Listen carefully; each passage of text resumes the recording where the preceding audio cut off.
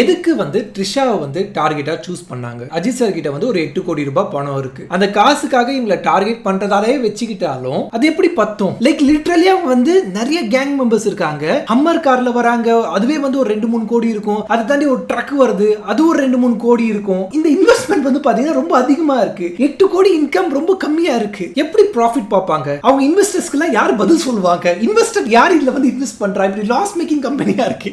So jokes apart guys, last முடியும் போது ஒரு போற போக்குல சொல்லிட்டு போறாங்க. அவங்களோட இனிஷியல் டார்கெட் அனுங்கிற கயல் அண்ட் அர்ஜுன், அவங்க 2 பேரும் ஒரு காமன் ஃப்ரெண்டா இருந்தாங்க. அதுக்கப்புறம் தான் பாத்தீங்கன்னா கயல் அண்ட் அர்ஜுனை அவங்க டார்கெட்டா சூஸ் பண்ணி அவங்கள 6 மந்த்ஸ் கிட்ட ஃபாலோ பண்ணிருக்காங்க. அஜித் சாருக்கே தெரியாது த்ரிஷா ஒரு அஃபேர் வச்சிருக்காங்க, அவங்க யாருன்னு சொல்லி. ஆனா இந்த கிட்னாப்பர் கேங் எல்லாமே தெரிஞ்சு வச்சிருக்காங்க. சோ இவ்வளவு ரிசர்ச் பண்ணிருக்கும் போது ஒரு ஹை ப்ரொஃபைல் டார்கெட் தானே அவங்க சூஸ் பண்ணும். எதுக்கு 8 crore rupees சேவிங்ஸ் வச்சிருக்கிற அஜித் சாரை இந்த இடத்துல டார்கெட் பண்ணும். சோ அது எனக்கு கொஞ்சம் லாஜிக் அடிப்படுது இந்த இடத்துல.